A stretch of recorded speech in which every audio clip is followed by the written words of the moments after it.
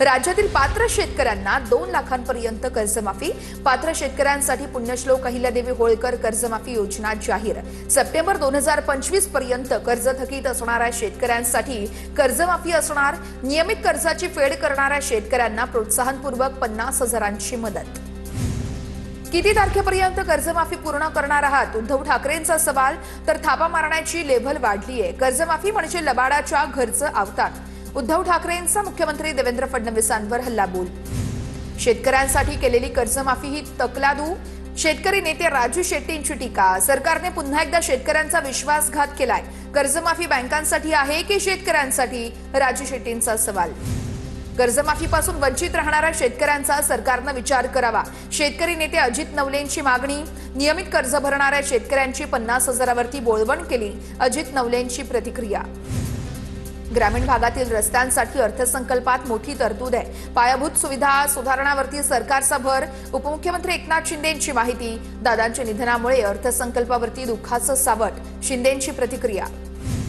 सर्वसामान्यांच्या गरजेचं अर्थसंकल्पात काहीच नाहीये। रस्ते आणि महामार्गावरचं याही अर्थसंकल्पात भर दिला आहे।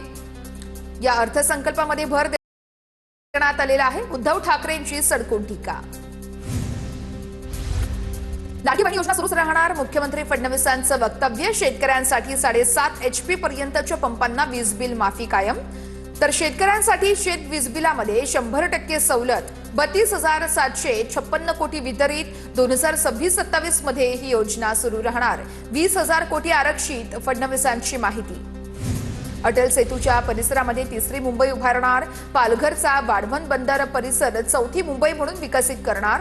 अर्थमंत्री देवेंद्र फडणवीसांकडून पुनरुच्चार। तर मुंबई आणि नवी मुंबई विमानतळ मेट्रोनं जोडणार। याच परिसरामध्ये आंतरराष्ट्रीय एज्युसिटी देखील या ठिकाणी तयार करणार असल्याची घोषणा। दक्षिण मुंबईला समृद्ध महामार्गासोबत जोडणार। अर्थसंकल्पामध्ये मुंबईतील रस्ते वाहतूक भक्कम करण्यावर भर। उत्तन ते विरार सागरी सेतू, ठाणे ते नवी मुंबई उन्नत मार्ग तयार करणार। गोरेगाव ते मुलुंड भुयारी मार्गाचं काम सुरू करणार। मुंबई लोकलचा प्रवास अधिक सुखकर करण्यासाठी प्रयत्न। पनवेल ते कर्जत प्रकल्पाचं काम अंतिम टप्प्यात। लवकरच थेट लोकल मिळणार। तर बदलापूर कर्जत आणि आसनगाव कसारा नवीन रेल्वे मार्ग प्रस्तावित।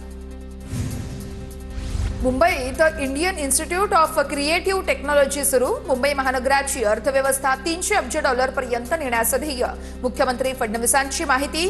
मुंबई, दुबई, सिंगापूरमध्ये पर्यटन गुंतवणूक कक्ष सुरू करणार। फडणवीसांची मोठी घोषणा। मुंबई पुणे नागपूरमध्ये 490 किलोमीटरचा मेट्रो मार्गिका तयार करणार। दक्षिण मुंबईला समृद्धी महामार्गाने जोडणार। मुख्यमंत्री फडणवीसांची माहिती। तर वडाळा ते गेटवे ऑफ इंडिया भूमिगत मेट्रो सुरू। मुंबई पुणे हायस्पीड ट्रेनमुळे उत्पन्नामध्ये वाढ होणार। अर्थसंकल्प सादर करताच्या वेळेस मुख्यमंत्री देवेंद्र फडणवीसांची माहिती। बुलेट ट्रेनच्या ठाणे, विरार आणि बोईसर स्थानकांशेजारील जागांचा विकास केला जाणार। अर्थसंकल्पात पुणे आणि परिसराच्या विकासासाठी भरीव तरतूद। पुरंदर विमानतळाच्या भूसंपादनासाठी निधी। पुणे लोणावळा रेल्वेच्या 3ऱ्या मार्गिकेसाठी मान्यता। तर तळेगाव चाकण 25 किमीचा उन्नत मार्ग तयार केला जाणार। पुणे ते छत्रपती संभाजीनगर 192 किमीचा ग्रीनफील्ड महामार्गाचा अहवाल तयार केला जाणार। मुख्यमंत्री देवेंद्र फडणवीसांची माहिती। तर छत्रपती संभाजीनगर विमानतळ ते वाळूस उन्नत मार्गाचं 2 टप्प्यात काम केलं जाणार। पुणे मेट्रो 2 प्रकल्पाला मान्यता। पुणे ते वाघोली प्रकल्पाला मान्यता। तर हडपसर ते सासवड रोड प्रकल्पाला मान्यता। मुख्यमंत्री देवेंद्र फडणवीसांची माहिती। तर पुरंदर विमानतळासाठी भूसंपादनाची प्रक्रिया अंतिम टप्प्यात असल्याचीही माहिती। गोपीनाथ मुंडे अपघात सानुग्रह अनुदान योजनेमध्ये शेतकऱ्यांचा समावेश। 1,000हून अधिक लोकसंख्येच्या गावाला कॉन्क्रीटचा रस्ता दिला जाणार।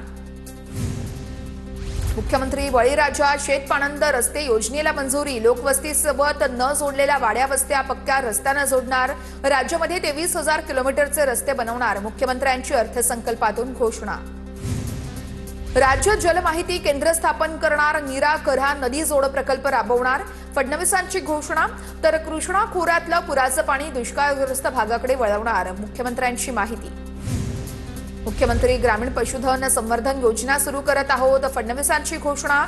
तर मत्स्य पशुधन योजनांमध्ये वाढ करण्यासंदर्भात मार्च 2026 पर्यंत मुख्यमंत्री ग्रामसडक योजनेची कामं पूर्ण करणार, फडणवीसांचं आश्वासन. परवडणाऱ्या 10 लाख घरांचा विकास आराखडा तयार करणार, अर्थसंकल्पामध्ये घर खरेदीचं स्वप्न पाहणाऱ्या सामान्यांना मोठा दिलासा. तर आवास योजनेतील घरांवरती सौर ऊर्जा यंत्र बसवण्याचाही निर्णय घेण्यात आलेला आहे. सातारा जिल्ह्यामध्ये वासोटा ते मुनावळे दरम्यान रोपवे करणार, 50 पर्यटन स्थळी सुविधा अत्याधुनिक करणार, मुख्यमंत्री देवेंद्र फडणवीसांची घोषणा. मुंबई, दुबई, सिंगापूरमध्ये पर्यटन गुंतवणूक कक्ष सुरू केले जाणार. गडचिरोलीमध्ये 70,000 रोजगारांची निर्मिती होणार, अर्थसंकल्पामध्ये देवेंद्र फडणवीसांची घोषणा. गडचिरोली स्टील हब म्हणून उदयास आणतोय, मुख्यमंत्र्यांची माहिती. चालू आर्थिक वर्ष 2026-27 साठी महसुली खर्च 6,56,651 कोटी अंदाजित केल्याची फडणवीसांची अर्थसंकल्पातून घोषणा. तर मुंबई महानगराची अर्थव्यवस्था $300 अब्ज पर्यंत नेण्याचं ध्येय. पुढील 5 वर्षात स्थानिक स्वराज्य संस्थांना भरीव निधी देणार, मुख्यमंत्री देवेंद्र फडणवीसांचं वक्तव्य. त्याचबरोबर स्थानिक स्वराज्य संस्था अधिक सक्षम करणार, फडणवीसांची प्रतिक्रिया. राज्याचा यंदाचा अर्थसंकल्प दिवंगत अर्थमंत्री अजित पवार यांना समर्पित. बजेट मांडत असताना मुख्यमंत्री फडणवीसांकडून अजितदादांची आठवण. दादांमुळे कठीण काळातही महाराष्ट्राची आर्थिक स्थिती नीट राहिली होती, फडणवीसांकडून भावना व्यक्त. अजितदादांच्या नावानं गतिमान नागरी सेवा पुरस्कार देण्यात येणार, मुख्यमंत्री देवेंद्र फडणवीसांची अर्थसंकल्पात घोषणा. तर दादांच्या व्यक्तिमत्वाला साजेसं भव्य स्मारक उभारणार, फडणवीसांची माहिती. लातूर, बारामती, अमरावती विमानतळांवरती नाईट लँडिंग सुविधा उपलब्ध करून देणार, अर्थसंकल्पामध्ये अर्थमंत्री देवेंद्र फडणवीसांची घोषणा. ऐतिहासिक किल्ल्यांचं जतन करण्यासह आग्र्यामध्ये शिवरायांचं स्मारक उभारणार, फडणवीसांची घोषणा. तर पानिपतमध्ये मराठा शौर्य स्मारक उभारणार असल्याची फडणवीसांची माहिती. सूक्ष्म लघु उद्योजकांना राज्य सरकार आर्थिक मदत पुरवणार, इन्व्हेस्ट महाराष्ट्र हा डिजिटल प्लॅटफॉर्म तयार करणार असल्याची ही माहिती समोर. 10 ते 15 पिकांसाठी एकात्मिक मूल्य साखळी तयार करणार, स्मार्टफोन नसलेल्या शेतकऱ्यांना वसुधा ही मेसेज सेवा सुरू. तर डिजिटल सेवांद्वारे शासनाच्या योजना शेतकऱ्यांपर्यंत पोहोचवणार.